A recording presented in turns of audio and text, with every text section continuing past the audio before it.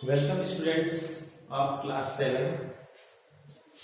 Let's start with subject science chapter 6 lecture 3rd. Chapter 6 का lecture 3rd हम देखेंगे आज, जिसमें कि टॉपिक हमारा है रस्टिंग ऑफ आयरन।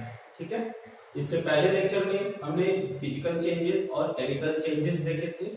ठीक है, और ये rusting of iron chemical changes का ही एग्जांपल है। ओके, तो आज का टॉपिक है रस्टिंग ऑफ आयरन, मतलब आयरन में रस्ट होता कैसे है, कैसे अकर होता है। तो देखिए, रस्टिंग ऑफ आयरन जो कि लोहे में जंग लगना, उसी को कहा जाता है। ठीक है, रस्टिंग ऑफ आयरन मीन्स लोहे में जंग।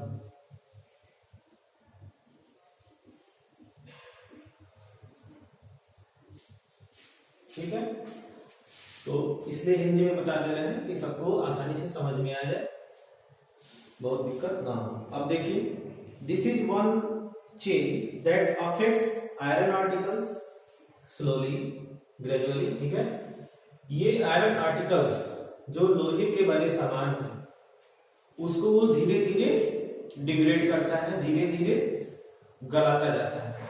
ठीक है, जिससे कि रस्ट के रूप में उसको कमजोर करता जाता है, जो भी लोहे का आर्टिकल होगा, डिस्ट्रॉय करता है। Since iron is used in making bridges ship, जैसा कि जानते हैं कि आयरन से शिप्स बनते हैं, ब्रिज बनते हैं।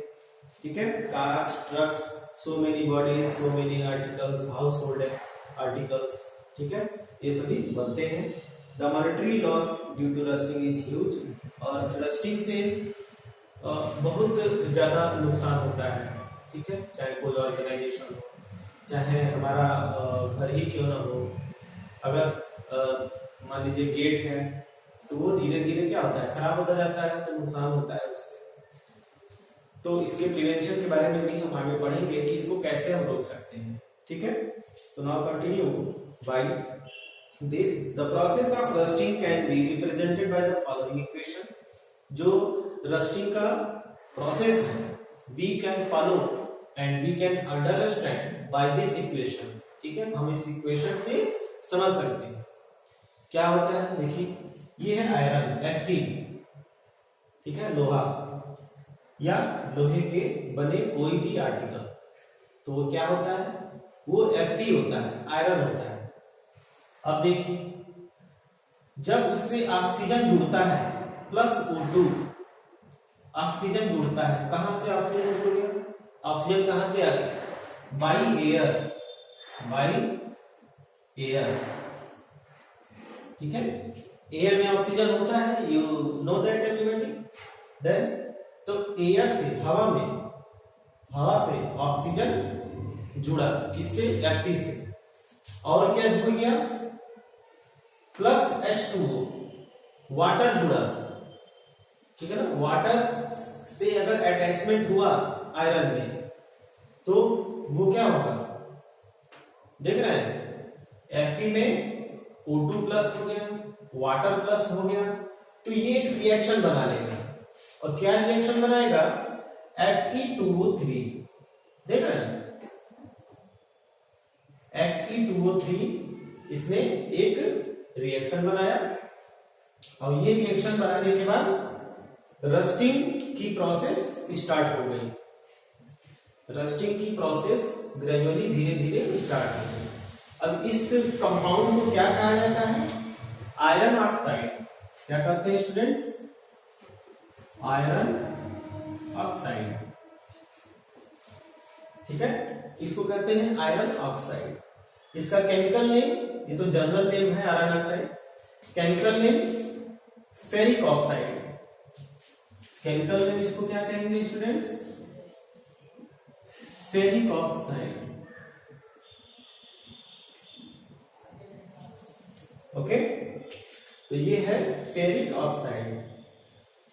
ठीक है ना, फेरिक, फेरिक की वैलेंसी 3 होती है, तो Fe, this is the valency 3, ठीक है ना। O2 तो ऑक्सीजन की वैलेंसी ये क्रॉस में देखा जाता है, Fe की वैलेंसी 3 है, तो फेरिक ऑक्साइड इसको कहते हैं। तो इस तरह से ये रिएक्शन बना के और रस्टिंग की प्रोसेस स्टार्ट कर लेता है by the addition of oxygen and water. चलिए अब देखिए, for rusting the presence of both oxygen and water is essential. Rusting के लिए ऑक्सीजन और वाटर बोथ आर इसेंशियल, दोनों इसेंशियल है। In fact, if the content of moisture in air is high, which means it is more humid, मतलब air में अगर humidity है तो ये रिएक्शन और फास्ट होगा, रस्टिंग और फास्ट होगी, ठीक है। So how to be prevent rusting, कैसे हम इसको प्रिवेंट कर सकते हैं? देखिए, prevent iron articles from coming in contact with oxygen water, तो हम क्या कर सकते हैं, कैसे रस्टिंग को रोकेंगे? हमको रोकना होगा किसको? वाटर को, ऑक्सीजन को। जब ये दोनों जो एलिमेंट्स हैं, ये कंपाउंड्स अगर इससे नहीं जुड़ेंगे तो रस्टिंग नहीं होगी, ठीक है। तो इनको और इनको, ये दोनों को हमको रोकना होगा। कैसे रुकेगा? By the coating on iron, by the coating on iron.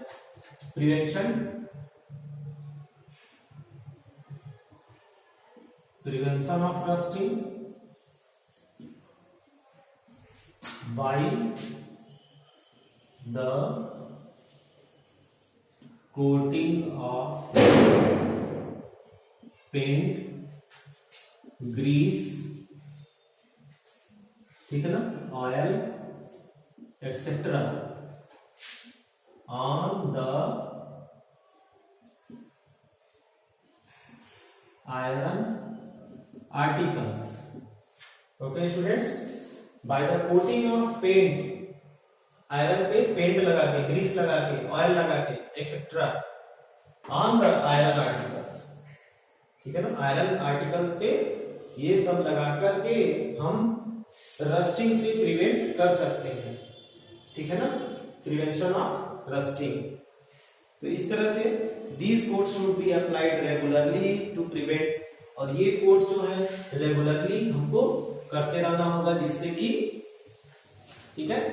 तो जैसे कि आपने अपना गेट पेंट किया, करवाया, तो फिर 2-4 साल बाद जो है फिर आप उसको पेंट करा दीजिए।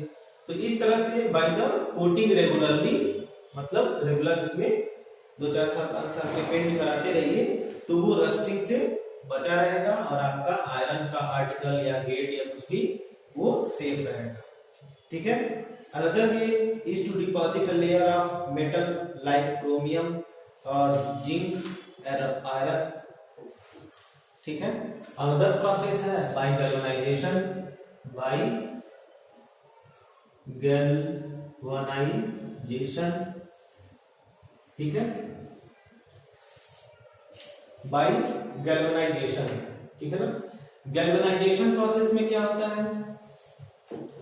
देखिए, to coat the deposit a layer of metal, galvanization process में क्या होता है? deposit the layer of and other metals, deposit the layer of another metals, मतलब आयरन के ऊपर किसी दूसरे मेटल का जब हम कोटिंग कर देते हैं, ठीक है, तो वो क्या होता है? गैल्वेनाइजेशन प्रोसेस होता है। जैसे आपने देखा होगा, एग्जांपल में मैं बता दूं कि बाइसिकल के जो हैंडल है, आप देखते हैं कि पूरा एकदम स्टील की तरह चमकता है, तो क्या वो स्टील होता है? नहीं, वो गैल्वेनाइज किया होता है, ठीक है। उस पे क्रोमियम की पॉलिश होती है। इसी तरह बाइक के जो हैंडल है, एग्जांपल में देखिए, साइकिल हैंडल, ठीक है, फिर bike handle,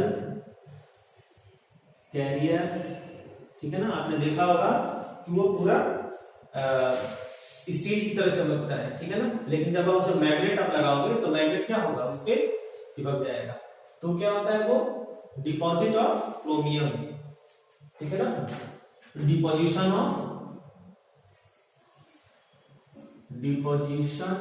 of chromium,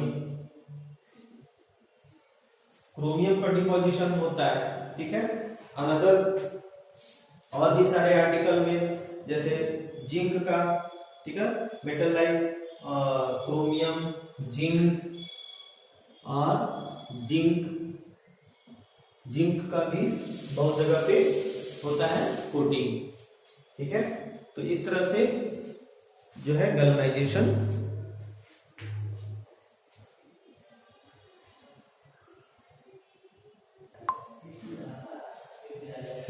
students.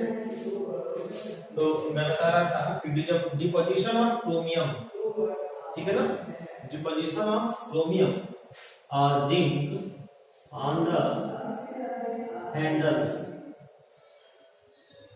The handles जो बाइक के और बाइसाइकिल, साइकिल के जो हैंडल्स होते हैं, जो कैरियर होते हैं, तो उसपे क्रोमियम की पॉलिश होती है जिससे कि वो चमकता है, ठीक। तो वही प्रोसेस गैल्वेनाइजेशन कहा जाता है कि आयरन पे कोई अनदर मेटल पॉलिश कर दिया जाए। This process is known as galvanization, ठीक है ना। Deposit the layer of another metal, ठीक है ना, किसी मेटल पे दूसरे मेटल का डिपोजिशन कर दिया जाए, लेयर कर दिया जाए। तो वो क्यों किया जाता है ये galvanization? To prevent the rusting को प्रिवेंट करने के लिए, क्योंकि जब उसपे पॉलिश हो जाएगी तो ऑक्सीजन का, वाटर का उस पे कांटेक्ट नहीं होगा, उस आयरन पे कांटेक्ट नहीं होगा, और जब ये कांटेक्ट नहीं होगा तो रस्टिंग नहीं होगी। तो इस तरह से by the galvanization we prevent the rusting. After that deposition of zinc on the water pipe, पानी का पाइप आप देखते हैं ना, तो वो वाटर का पाइप जो है कभी क्या होता है, जंग नहीं लगता है उसमें नॉर्मली। तो क्यों नहीं जंग लगता है? By the deposition of zinc, उसपे अंदर की तरफ और बाहर की तरफ जिंक लेयर का गैल्वेनाइज होता है, जिंक लेयर चढ़ी होती है, ठीक है स्टूडेंट्स। तो इस तरह से आयरन के जो पाइप है उस पे जंग नहीं लगता है। आफ्टर दैट अगर कोई नाइफ है, आप देखते हैं जो चाकू होता है, नाइफ लिखा होता है स्टेनलेस स्टील, ठीक है। तो क्यों उसमें जंग नहीं लगता है, क्यों उसमें रस्टिंग नहीं होती है? Why? Because of stainless steel is made by iron plus chromium plus nickel and plus manganese, ठीक है। आयरन के साथ साथ उसमें क्रोमियम मिक्स होता है, मिला होता है उस मेटल में, निकिल होता है, ठीक है, और मैग्नीज होता है। तो ये सभी मेटल्स और भी मिले होते हैं उसमें, जिससे कि उसमें रस्टिंग नहीं होती है, और उस आयरन को हम कहते हैं स्टेनलेस स्टील, ठीक। स्टेनलेस मतलब उसमें स्टेन नहीं होगा, उसमें रस्टिंग नहीं होगी। तो ये किस में होता है स्टेनलेस स्टील? नाइफ में होता है, ठीक है, नाइफ जो कि चाकू घरों में यूज होता है, ठीक है।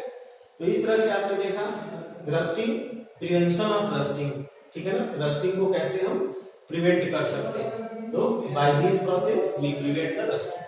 सो students, for today thanks for watch the video. Okay, thanks.